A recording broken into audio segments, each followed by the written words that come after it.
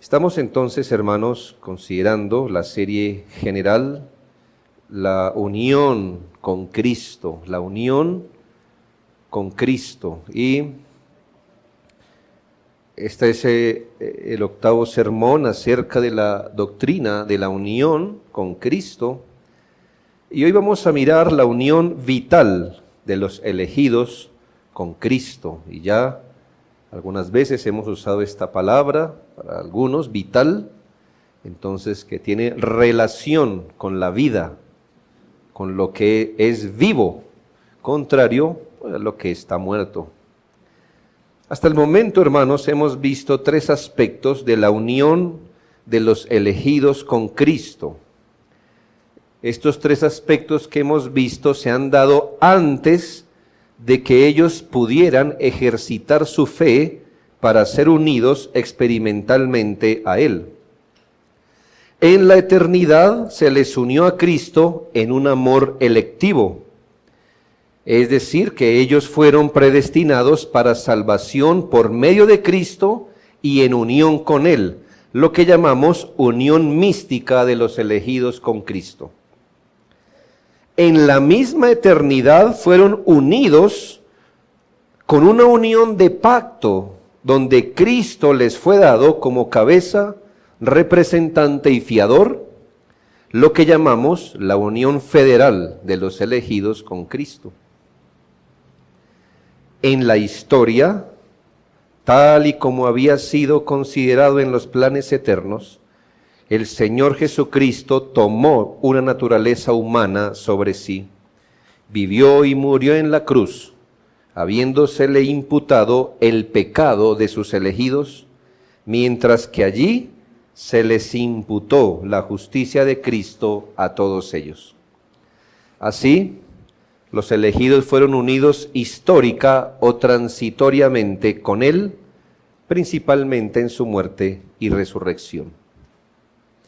Entonces, unión mística, unión federal, unión transitoria con Cristo, y todo esto antes de que los elegidos pudieran haber tenido fe para haber sido unidos a Él. Hoy, sin embargo, miraremos un cuarto aspecto de la unión con Cristo previo a la fe. O sea que todavía no miraremos la unión con Cristo que viene por la fe, que es lo más común que se enseña, obviamente está bien, pero hoy veremos un cuarto aspecto de la unión con Cristo que se presenta en los elegidos, y he sido muy deliberado hasta el momento de que al hablar de unión mística, unión federal, unión transitoria y hoy unión vital, me he dirigido a la iglesia como los elegidos. A partir del próximo sermón le llamaremos los creyentes. ¿Por qué? Porque lo que va a pasar de ahí en adelante pasa por haber creído. Como todavía hasta este momento no han creído, le llamaremos los elegidos. Esta es la unión vital de los elegidos con Cristo. Básicamente significa que Dios no solo determinó que su Hijo mantuviera una unión electiva o pactual con los elegidos, sino que Dios determinó que Jesucristo estableciera una relación vital con ellos, por medio de la cual se les comunicara la vida espiritual y todos los beneficios que la vida espiritual trae. Y aquí, como notará, ya nos empezamos a involucrar en el aspecto experimental de esta unión. Es decir, lo que experimenta en su interior el elegido. Las tres uniones que hemos visto son uniones donde todavía nada experimenta en su corazón el elegido. En esta cuarta unión, en la unión vital con Cristo, ahora sí descendemos a lo que debe experimentar en su vida cada uno de los elegidos. Es decir, que este aspecto de la unión vital con Cristo ya tiene que ver con lo que los elegidos experimentan en su propia alma cuando Cristo es unido a ellos. Dios no solo determinó que la justicia perfecta de Cristo les fuera imputada a los elegidos, sino que su vida misma les fuera impartida a ellos. No solo su justicia les fuera imputada, recuerda el sermón anterior, un asunto legal, tiene que ver con la hoja de vida, con lo que se le atribuye. Dios no solo quiso que la justicia de Cristo les fuera imputada, sino que la vida de Cristo les fuera impartida. Él compartiera de su vida en nuestra alma. Lo primero que vamos a hacer es mirar la designación de Cristo como el vivificador en esta unión vital. En otras palabras, lo que quiero mostrarle por medio de la Escritura es que Jesucristo es el dador de esta vida. Es decir, que nuestra alma está muerta, espiritualmente muerta, hasta que Jesucristo se une a Él y le comparte su vida. Cristo es el vivificador en esta unión vital. Así que no es por algo que Él da solamente, no es que Él venga y nos dé vida, de hecho sí lo hace, sino que Él mismo se une a nosotros y por esa unión es que tenemos vida. Buscar analogías de esto es muy complejo, hermanos, pero me imagino que un aparato eléctrico está sin vida. No piense en lo que se recarga, ya piense en la nevera, pues. Está allí. Hasta que se une a la corriente, ¿verdad? Y entonces funciona. Los elegidos, como hemos visto, hermanos, entran a este mundo muertos espiritualmente, aunque son elegidos, entran en Adán, en este mundo, ya lo veremos, y se les tiene que impartir vida. Gracias a que Cristo es unido a ellos, en esto que llamaremos la unión vital, ellos ahora reciben vida. Y quiero mostrarle que Cristo en esta transacción es el vivificador. Las designaciones de nuestro Señor Jesucristo como mediador son varias según la perspectiva. Sabemos que Él es nuestro mediador, pero nuestro mediador es una gema preciosa, un diamante celestial que no agota su hermosura una vez veamos una sola de sus caras. Jesucristo como mediador tiene muchas caras. Es un diamante que nos permite vernos y gozarnos en Él. Por ejemplo, en la eternidad vimos a nuestro mediador como el elegido y el amado. ¿Sí ve esa cara? En la eternidad vimos a Jesucristo, nuestro mediador, como el elegido y el amado, en el que los elegidos fueron amados y elegidos. Le vimos también en la eternidad como cabeza o representante y fiador, desde la perspectiva de un pacto. Usted voltea esa gema, ese diamante, ahora lo ve desde la perspectiva del pacto y Él es nuestro mediador, cabeza, representante y fiador. Ahora, desde la perspectiva que hoy veremos, podemos considerarle como el vivificador o el dador de la vida espiritual de los elegidos.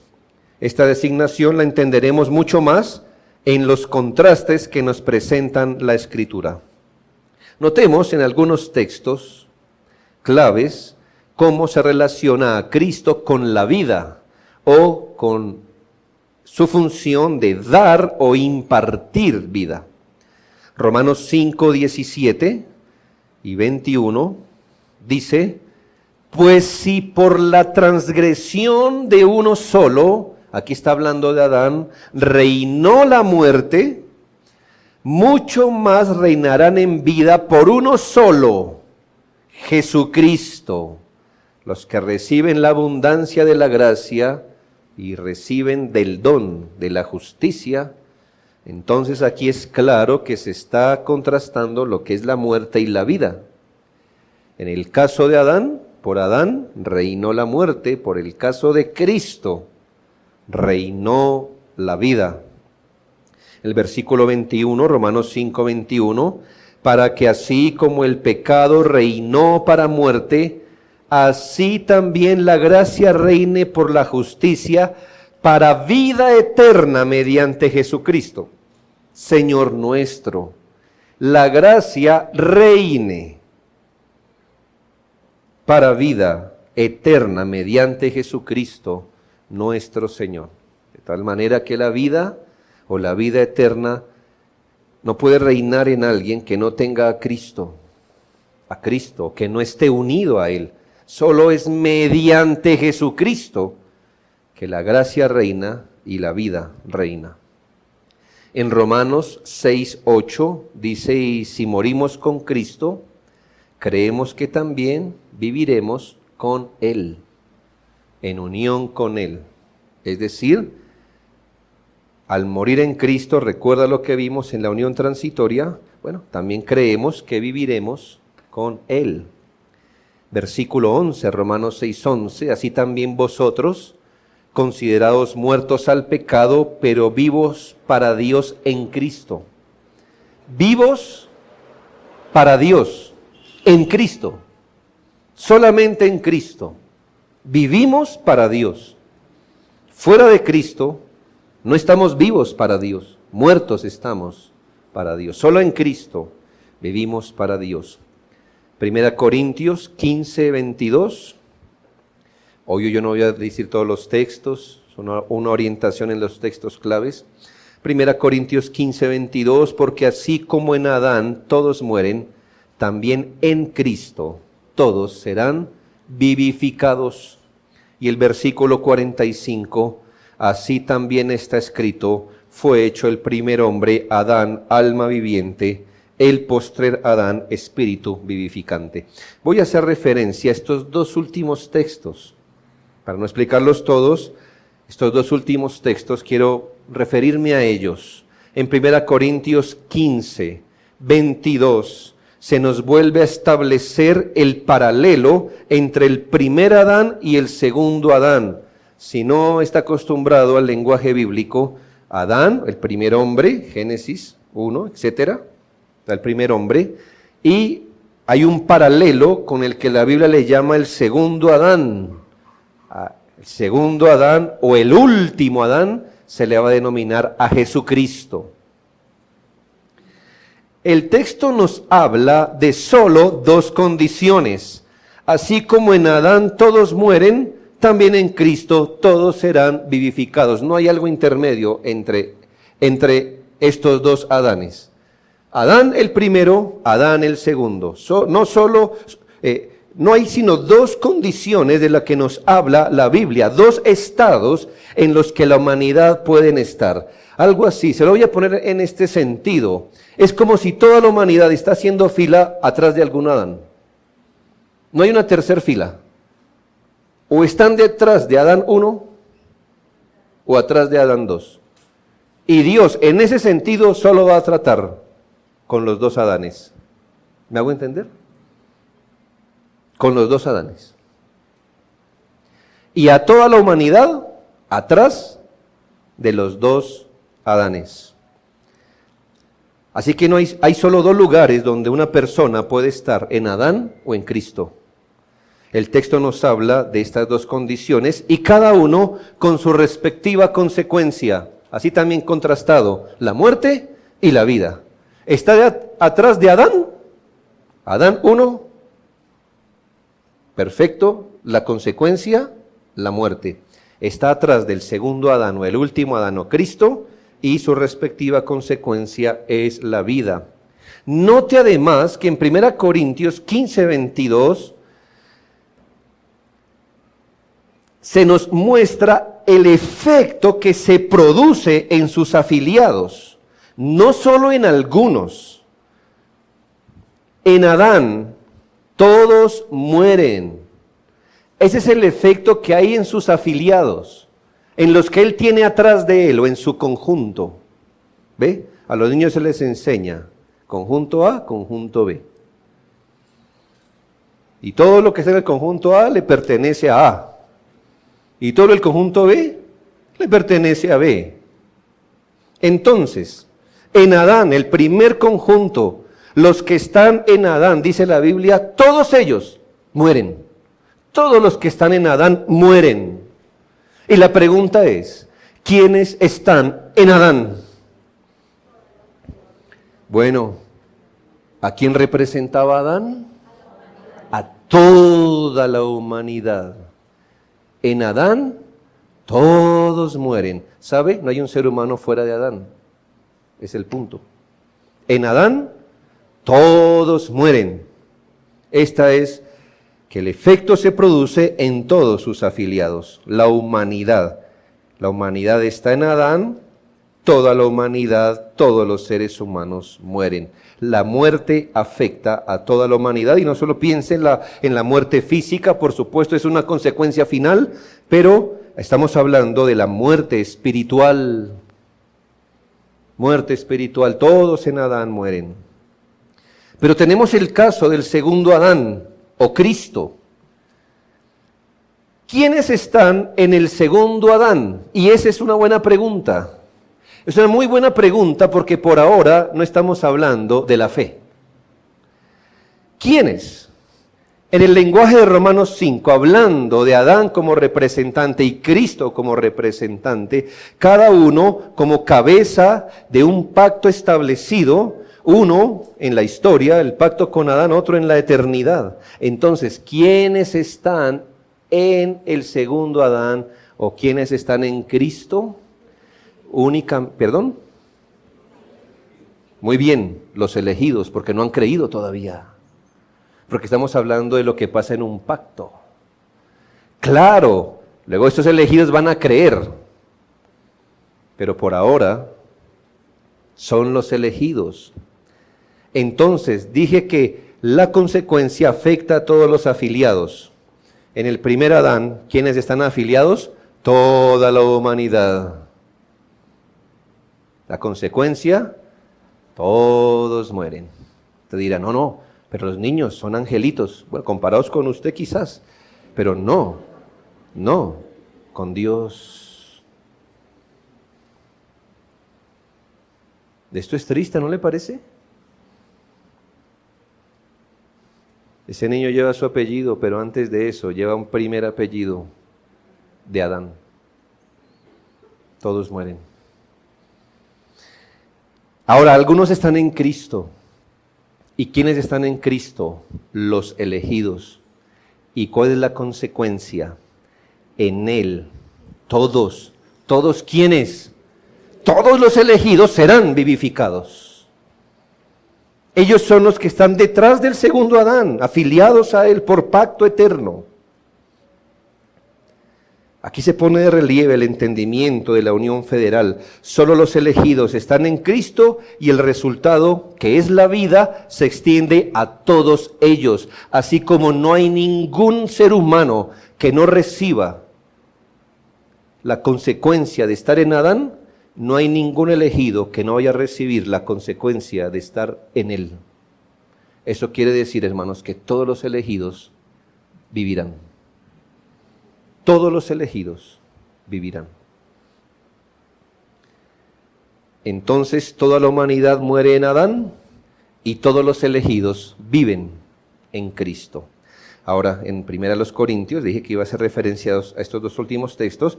1 Corintios 15:45 se nos enseña otro asunto, lo más de importante. Nos lleva a pensar en Génesis 2:7. Bueno, ¿qué dice 1 Corintios 15:45? Así también está escrito, fue hecho el primer hombre Adán, alma viviente. El postrer Adán, espíritu vivificante. De hecho, estas palabras nos llevan atrás a Génesis 2:7, donde Adán, dice la Biblia, entonces Jehová Dios formó al hombre del polvo de la tierra y sopló en su nariz aliento de vida y fue el hombre un ser viviente, un ser vivo. Fue Adán alma viviente, alma que vive. El primer hombre allá en el Edén, El Señor hizo del barro, ¿verdad? Del barro una figura, y esta figura no vivió hasta que el Señor sopló aliento de vida o vida, no le sopló espíritu a él. Y solo hasta que eso ocurrió, Adán fue llamado alma o ser vivo o viviente o que vive, alma que vive o ser que vive. Dios le dio vida y él vivió. Pero cuando se habla del último Adán, se dice que fue hecho espíritu vivificante. Es decir, no solo alguien que vive, sino alguien que da vida. Adán fue un ser vivo, claro, vivió. Jesucristo no solo vive, sino que es espíritu que da vida. Espíritu vivificante. Suministra, da, imparte vida.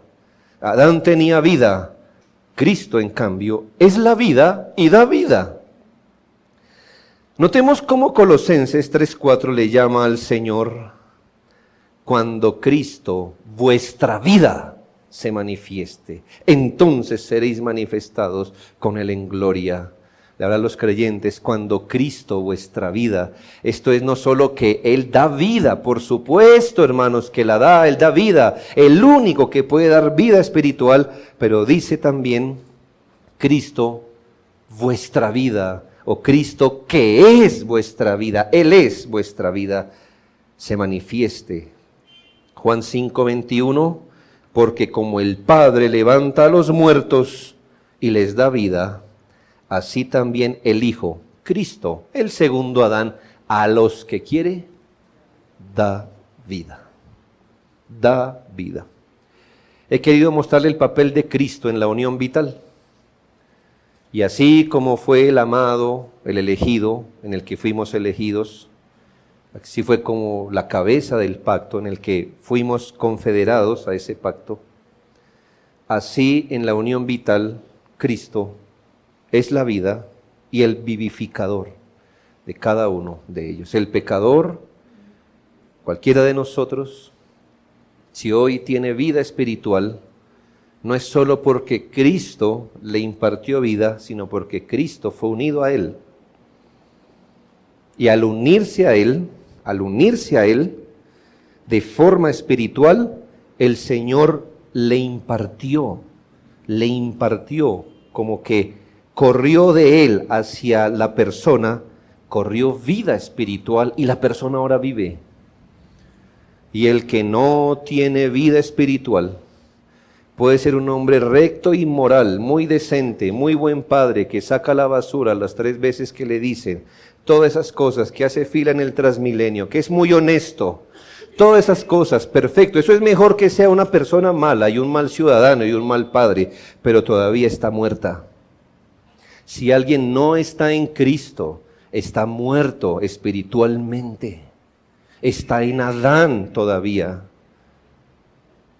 En Adán todos mueren, en Cristo serán vivificados. Así se demuestra que Cristo fue designado como el vivificador, como el espíritu que da vida en esta unión vital.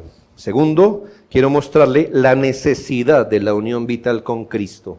Porque alguno preguntará, y sí son buenas preguntas, ¿qué necesidad hay de esta unión vital? ¿No basta con haber sido predestinados? Gente piensa que usted es salvo saltando de predestinación al cielo.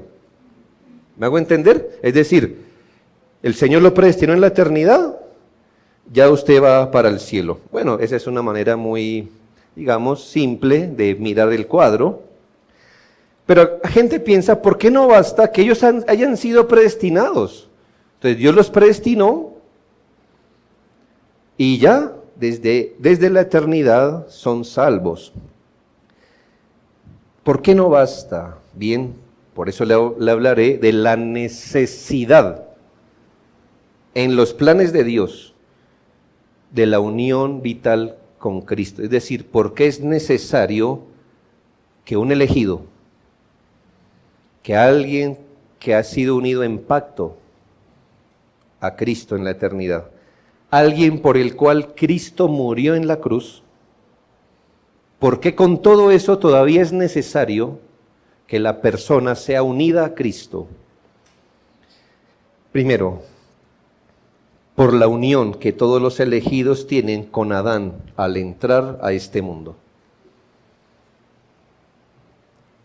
Debido a la unión que todos los elegidos tienen con Adán al entrar a este mundo.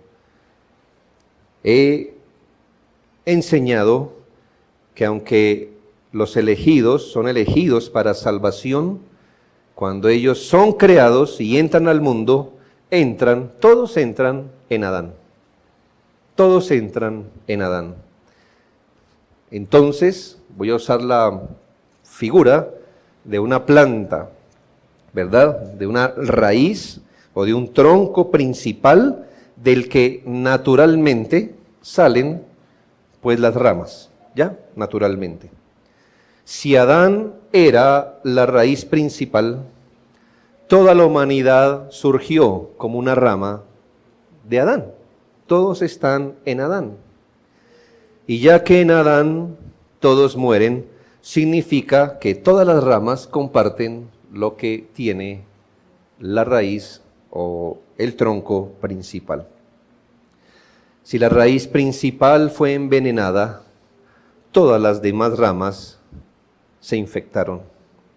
Nuestra rama natural no solo no imparte vida, sino que esparce virulencia y muerte. Nuestra rama natural, que es Adán. Adán es nuestro tronco natural, la raíz natural de donde nosotros nacimos. No solo Adán no nos imparte vida, sino que esparce virulencia y muerte espiritual. Hay 4 asuntos que el primer Adán transmite a todas sus ramas y que permanecen en ellas hasta que sean desgajadas de Adán. 4 cosas que toda rama que nace en Adán, o sea todos, tienen y que va a permanecer en ellas hasta que, si Dios quiere, sean desgajados o quitados de Adán. Primero, la culpa del pecado. Ya hemos hablado de eso en otros sermones. Esto es que por imputación, delante de la justicia divina, se nos atribuye el pecado como un estado. Cargamos con la culpa del pecado. Todas las amenazas divinas para los culpables de desobediencia vienen a ser nuestras. Si hay una amenaza para la desobediencia, es propia, es nuestra ahora, porque somos mirados culpables de desobediencia. Porque, según Romanos 5:19, por la desobediencia de un hombre, los muchos fueron constituidos pecadores. Por la desobediencia de uno, los muchos fueron constituidos pecadores. Es el primer asunto que Adán transmite a sus ramas, la culpa. Segundo, el castigo que viene por ser culpable. Eso también Adán le transmite a todas sus ramas. No solo la culpabilidad, sino el castigo que viene por la culpa. ¿Cuál es el castigo? La muerte. Que en su esencia, hermanos y amigos, nunca lo olvide, la muerte no es dejar de existir. En la Escritura la muerte en su esencia es la separación del hombre de Dios, que es el cisma de separación entre el hombre pecador y la comunión con Dios. Muerte, que es el alejamiento de la presencia amistosa y benéfica de Dios mismo. Todo eso viene a todos los hombres. Romanos 6:23, porque la paga del pecado es muerte. ¿Qué otro asunto transmite Adán a todas sus ramas? La naturaleza corrupta. Culpa. La consecuencia de la culpa o el castigo, que es la muerte, pero también nos transmitió la naturaleza corrupta. Y eso tiene que ver con nosotros en nuestro interior. No con la culpa legal, sino con naturaleza corrupta. Eso quiere decir que el corazón, el alma de Adán se corrompió. Aquel que no conocía el pecado por experiencia, esto es Adán, ahora se convirtió en un pecador. No solo fue contado como un pecador, sino que de hecho se convirtió en uno. Esto quiere decir, hermanos, que no fue por imputación solo, sino por experiencia. Imagínense, ese hombre que fue creado, que nunca había tenido un pensamiento pecaminoso, un afecto malo, una motivación errónea, ahora empezó a surgir de su cabeza, de su corazón, cosas malas. Como querer mentir, como la envidia, como el orgullo, cosas ajenas. Él no fue creado así. Eso significa que el corazón de Adán se corrompió por su experiencia. De su corazón empezaron a surgir pecados, maldades, transgresiones, concupiscencias. Y esa corrupción fue transmitida por generación ordinaria a toda su descendencia. ¿Qué es generación ordinaria? Pues hermanos, yo no les voy a decir cómo vienen los hijos al mundo, pero así. Cada vez que un hijo es concebido, allí lo alcanza todas estas cosas. Culpa, consecuencia de la culpa y la corrupción de su propia naturaleza. Jeremías 13, 23. Lo que le quiero decir es que eso viene ordinariamente, o sea, que a los papás no les toca hacer algo para que al hijo le llegue la consecuencia de Adán, o un rito especial. Vino tan bueno, ¿qué hacemos, esposo, esposa? Para que, no hermano, vino, se transmite de una forma espiritual, es complejo. Jeremías 13, 23, ¿mudará el etíope su piel? Respuesta, hermanos. ¿Y el leopardo mudará sus manchas? No. Así también podréis vosotros hacer bien estando habituados a hacer mal. No. Porque nuestra naturaleza se corrompió. Y cuarto, ¿qué otra cosa Adán como tronco principal le transmitió a su descendencia? La ira y la maldición de Dios. Un ser culpable legalmente y corrupto solo puede atraer sobre sí el desagrado divino. De manera que no solo federalmente, sino por las consecuencias de nuestra unión con Adán, todos, aun los elegidos, según Efesios 2:3, vivimos en otro tiempo en los deseos de nuestra carne, haciendo la voluntad de la carne y de los pensamientos, y éramos por naturaleza hijos de ira, lo mismo que los demás. Qué horrible, hermanos, hijos de ira. Imagínese usted que su padre, su papá, su propio papá en la carne, o su madre, cuando nació, le hubiera dicho, no quería, pero este es el hijo de mi ira. ¿Cómo se anda por la vida así? Con una estima, me imagino, horrible, sabiendo que usted no fue hijo de deleite ni de gozo de sus padres, sino de ira. Eso no es nada a comparación con venir a este mundo siendo hijo de ira de Dios. Pero ¿qué otra cosa queremos, hermanos? Seres culpables y corruptos, injertados por naturaleza. Nadie nos pegó a Adán, nacimos ahí. Cuando fuimos engendrados fue un brote, ¿entiende la palabra? Brote, los que cuidan matas. Un brote de Adán natural que salió y creció en Adán. Y estas cuatro cosas, hermanos, nos vinieron por Adán. ¿Por qué es necesaria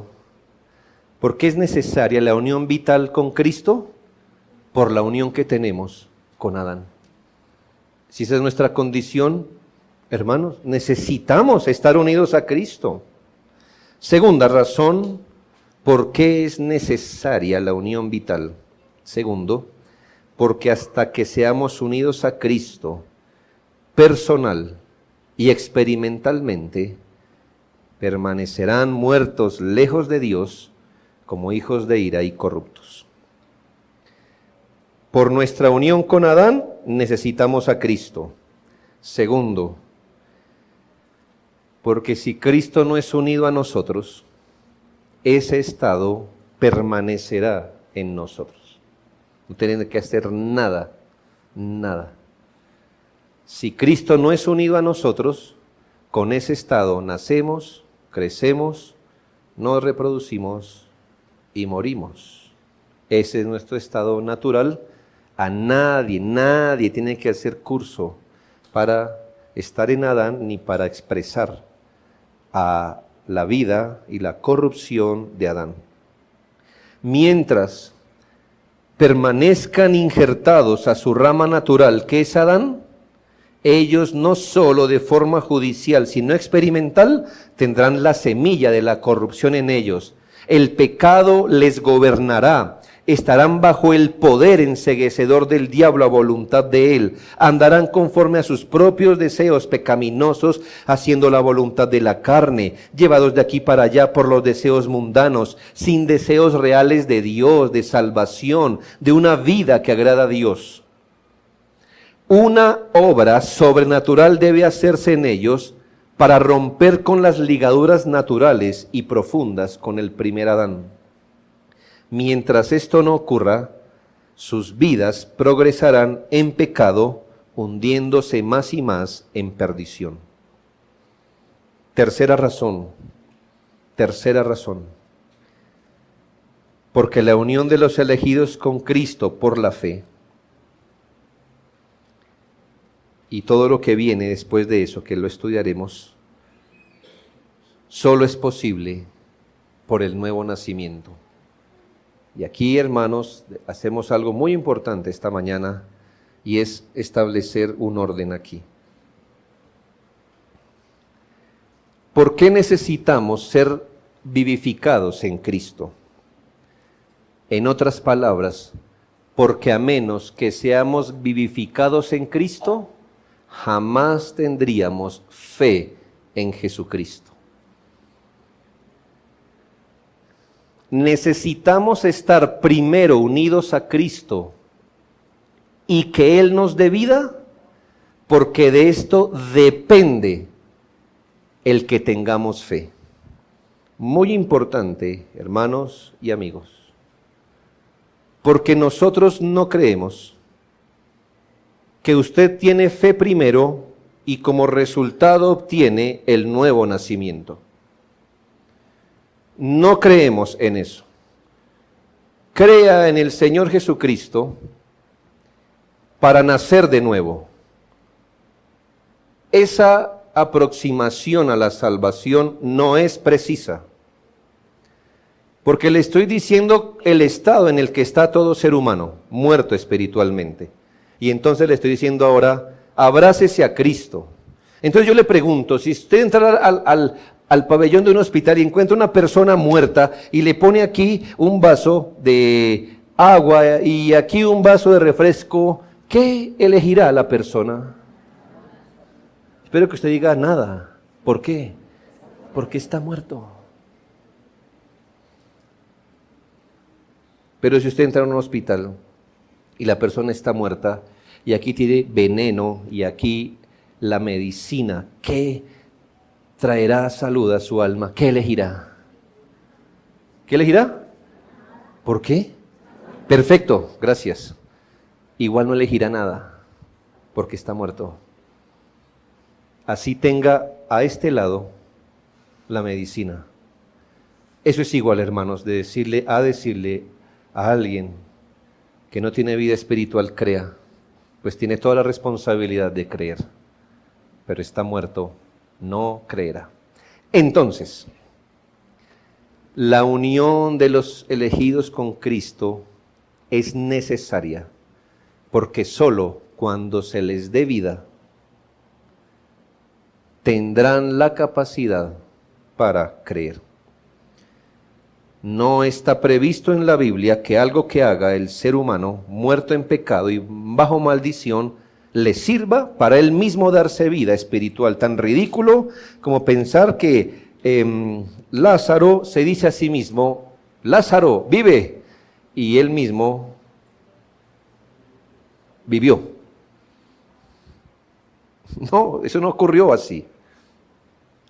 Solo cuando se rompa el reinado de la muerte en él y se le infunda vida espiritual, el hombre abrirá sus ojos, buscará a Dios y será un receptor adecuado de la fe que salva.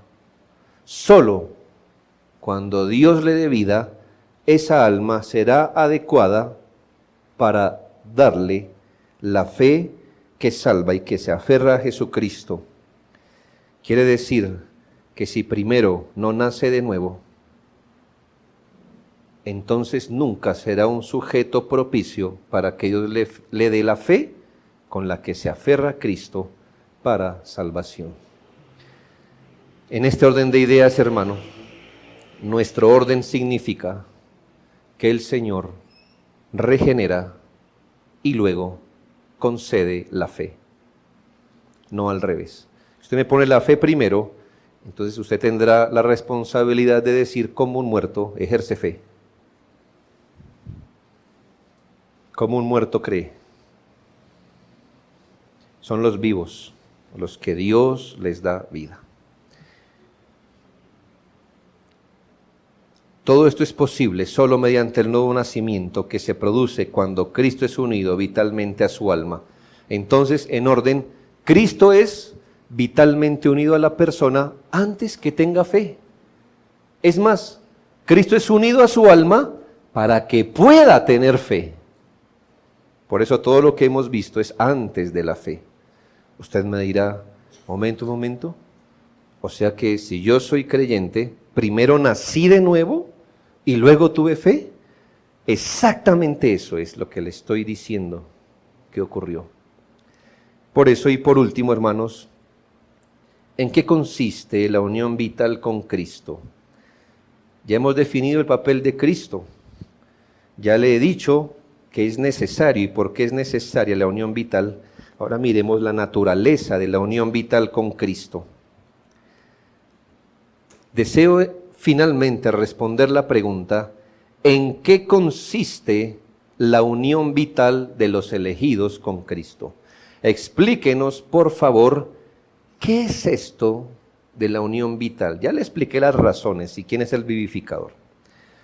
¿Qué consiste la unión vital? Primero, y todo esto es glorioso, hermanos, primero consiste en la ruptura con el primer Adán. La unión vital con Cristo primero consiste en la ruptura con el primer Adán. Yo le dije que al estar unidos a Adán primero, con el segundo Adán, ¿verdad? Bueno, al estar unidos al primer Adán, Él no solo no nos da vida, sino que nos esparce su virulencia y muerte. Entonces, para tener vida, es obvio que toca romper el suministro de la muerte que tenemos. Ninguna rama puede estar injertada en dos troncos a la vez.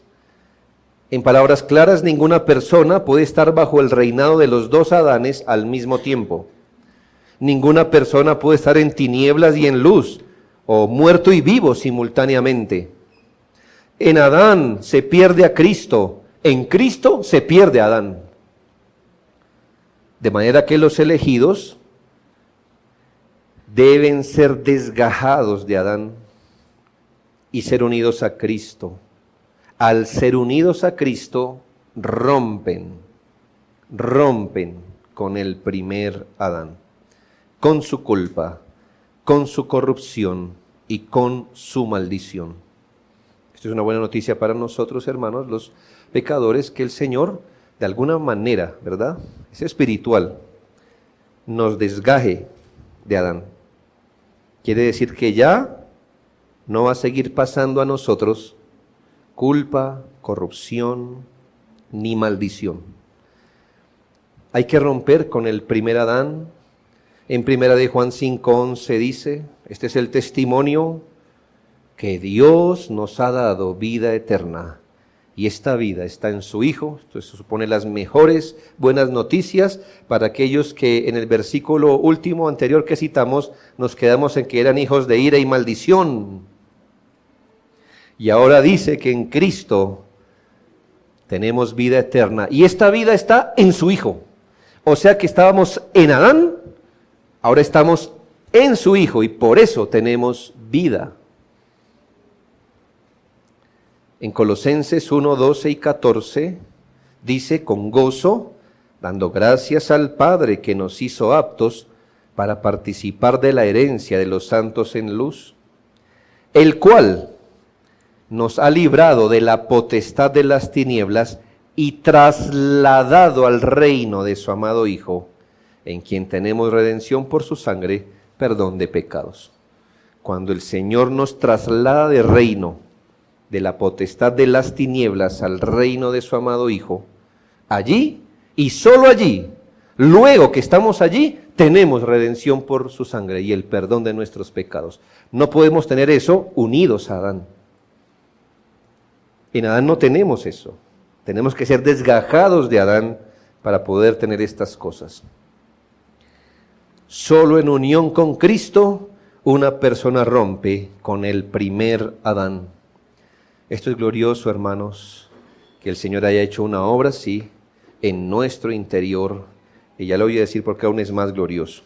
Segundo, ¿en qué consiste la unión vital con Cristo? No solo en la ruptura con el primer Adán, sino en la implantación de una nueva vida. O sea que somos una rama no solo que fue quitada, desgajada de Adán, y quedamos por ahí volando, no. Desgajados de Adán, unidos a Cristo. Cuando Cristo es unido al individuo, viene la implantación de la vida nueva, lo que llamamos regeneración o nuevo nacimiento. La regeneración o el nuevo nacimiento es el producto de que Cristo, que es nuestra vida, haya sido unido a nuestra alma. Cristo, hermanos, es la vida, unido a nosotros. Él implantó de su vida en nuestro corazón. Entendemos que el nuevo nacimiento o regeneración hace parte de aquella obra divina denominada llamamiento eficaz. Así que hay una cosa grande que se llama llamamiento eficaz. Dentro del llamamiento eficaz hay un departamento llamado regeneración. Y es cuando Dios, por su palabra y su espíritu, le da vida nueva a un individuo. Cuando Dios, por medio de su palabra y espíritu, renueva su ser. Cuando Dios le confiere un nuevo corazón a un individuo. Cuando implanta el principio de vida espiritual en una persona. Esa es la regeneración. Tito 3:5 dice, nos salvó no por obras de justicia que hubiéramos hecho, sino por su misericordia, por el lavamiento de la regeneración y por la renovación en el Espíritu Santo. Mire cómo la Biblia habla de la regeneración como una renovación, como de una especie, hermanos, de lavamiento. Como que ya la persona regenerada no comparte ese vínculo de Adán. En el nuevo nacimiento, la corrupción de Adán es detenida. No sé, voy a especular, espero que así sea, los hermanos que trabajan con eso. Un metal se oxida y si se le implanta el anticorrosivo, pues se supone que la corrosión que avanzó hasta ahí. Aplicándosele eso, usted no espera que el proceso de oxidación siga progresando, porque entonces ¿para qué le hizo el proceso, verdad? Es una buena noticia, hermanos, saber que nosotros nos corrompimos hasta que Cristo fue unido hasta nosotros. De ahí en adelante el proceso de corrosión fue detenido. Estamos lidiando con, a partir de eso hacia atrás. Pero no se espera que alguien unido a Cristo se siga corrompiendo. Hasta ahí paró el proceso de corrosión o de corrupción. Esta regeneración espiritual es previa a la fe. Y aquí está lo complejo, hermanos. El nuevo nacimiento es una renovación subconsciente, que solamente cuando la regeneración coincide con la conversión, la persona se da cuenta. Otra vez, la regeneración espiritual, obvio, es previa a la fe y corresponde a una renovación subconsciente que solo el hombre se da cuenta si la regeneración coincide con su conversión. Pero si no es así, ¿qué es lo que ocurre generalmente? Una persona primero es regenerada y no se da cuenta en su consciente por ahora.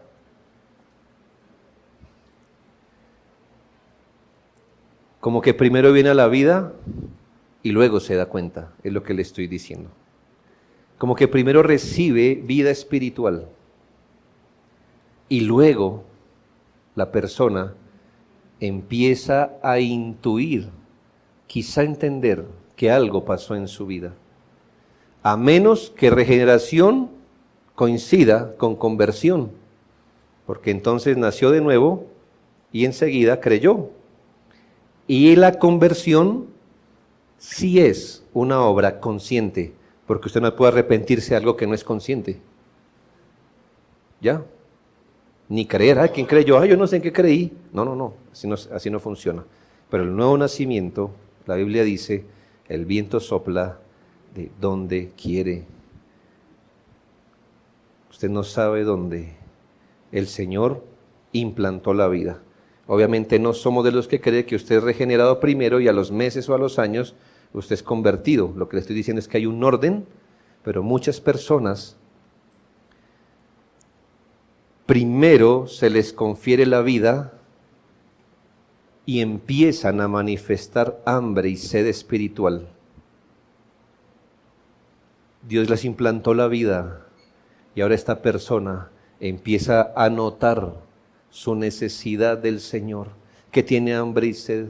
Probablemente se convierta en un buscador de Dios, como un Zaqueo, que sabe que quiere ver, pero no sabe qué es lo que quiere ver. Pero ahí está tratando de buscar.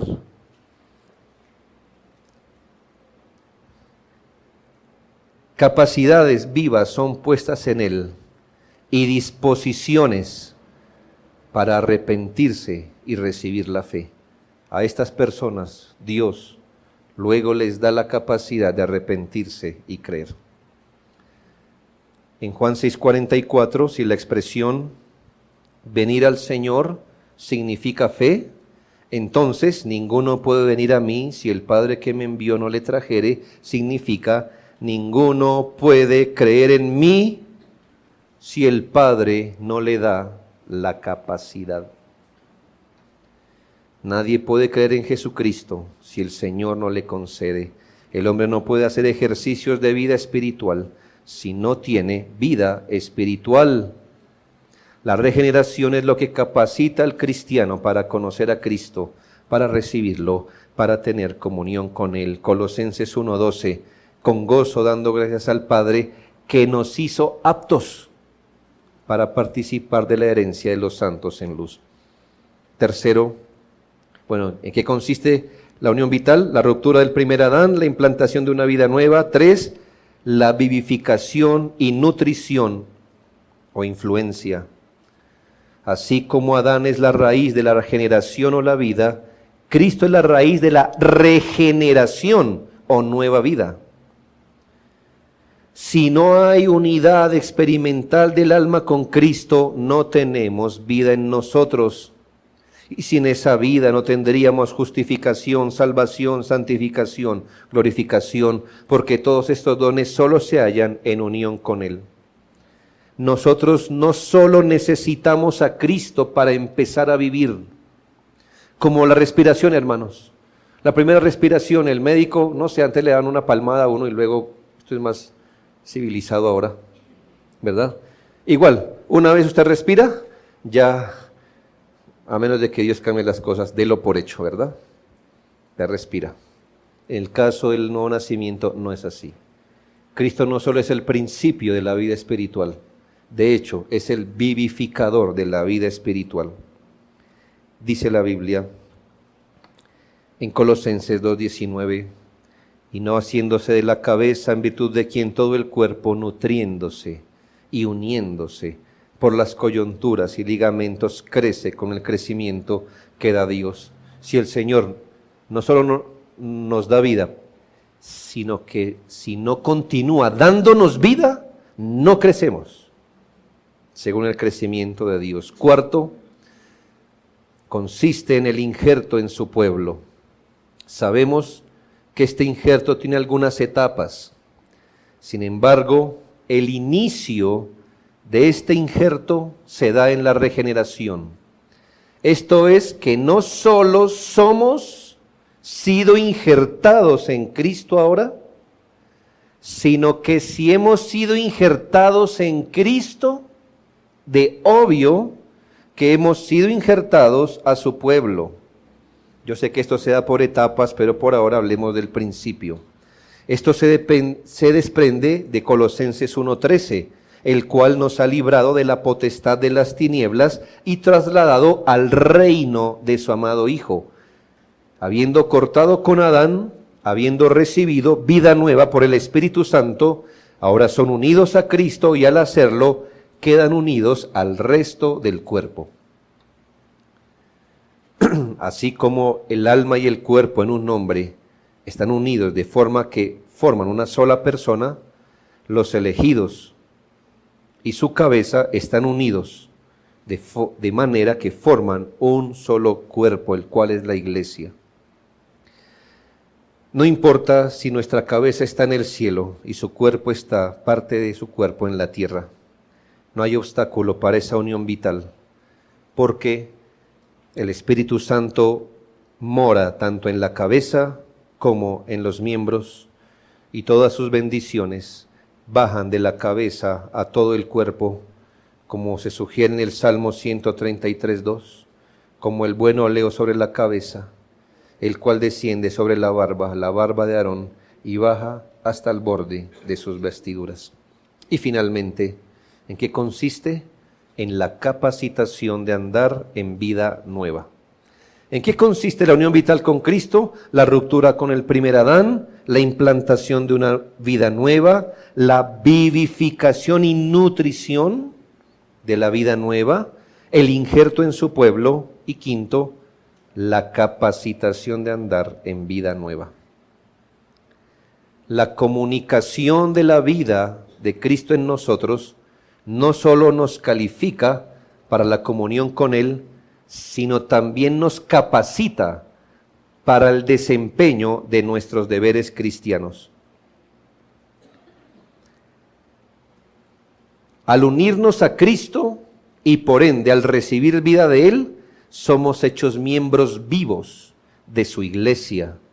Vivos porque en Jesús viven. Significa, hermanos, que somos hechos miembros vivos de su iglesia. Recibimos capacidad para andar en vida nueva. Juan 15, 5 y 6. Yo soy la vid, vosotros los pámpanos. El que permanece en mí, yo en él, este lleva mucho fruto, porque separados de mí, nada podéis hacer. Quiere decir que toda capacidad que tenemos para vivir la vida cristiana nos viene por esta unión con Cristo. Es por esta unión vital que podemos dar fruto, que podemos vivir en el poder de una vida nueva. No se trata de una vida impuesta externamente como una carga, sino de un principio vital que brota del alma por la obra del Espíritu Santo. Juan 4:14, mas el que bebiere del agua que yo le daré, no tendrá sed jamás, sino que el agua que yo le daré será en él una fuente de agua que salte para vida eterna. Queridos hermanos, debemos dar gracias a Dios por esta obra de sabiduría infinita y poder trinitario. En este misterio podemos percibir cómo cada persona de la Santísima Trinidad es distintivamente honrada y amada por nosotros. Como dice un autor, Dios el Padre nos dio una unión mística con Cristo cuando nos eligió en Él antes de la fundación del mundo. Dios el Hijo nos dio una unión legal con Él cuando tomó sobre sí el oficio de fiador. Dios el Espíritu nos da una unión vital con Cristo al impartirnos su vida y hacernos miembros vivos de su iglesia. Sin embargo, es sólo a través de la unión vital que las otras uniones se manifiestan. Qué importante. Cada persona interviene en las uniones, pero solo es en virtud de la unión vital, de esta última, que las demás se manifiestan. Es decir, usted no sabe que las tres uniones se hicieron en usted hasta que usted es unido personal y experimentalmente a Cristo. ¿Lo ha sido? ¿Tiene vida nueva? ¿Ha recibido vida espiritual? Entonces usted puede mirar hacia atrás y decir, cuán grandes cosas hizo el Señor conmigo antes que yo existiera. Y yo que pensaba que había sido pilo y un buen buscador de Cristo. Y que yo, a diferencia de todos ustedes, fui más sensible espiritualmente. Porque yo fui criado en una familia cristiana. Y eso me preparó para entender mejor que ustedes y les llevé ventaja. Y el Señor no más que me hizo un guiño y yo, mire, la cogí rápido, rapiditico. Y fui unido a Cristo. Hermanos, si eso fuera cierto, yo, mis padres y mis abuelos se llevarían algo de gloria. Pero ahí estaba, como usted y yo, un pecador, con el remedio aquí, muerto espiritualmente. Y el Señor lo alcanzó en su misericordia, y cuando usted se da cuenta, la obra hecha en usted, ahora entiende cuán grandes cosas ha hecho el Señor desde antes. Se ha hecho manifiesto en el que en las profundidades de la eternidad, la gloriosa Trinidad lo había mirado con amor eterno. En su gracia, Dios superó el vínculo que usted tenía con Adán y lo unió a Jesucristo, quien es el camino, la verdad y la vida. Esta unión con Cristo no solo nos asegura un destino eterno y glorioso, sino que también transforma nuestra existencia presente, habilitándonos para vivir en conformidad con su voluntad y dar frutos que glorifiquen su nombre. Bendigamos al Señor, hermanos, esta tarde por esta unión vital con nuestro Señor Jesucristo.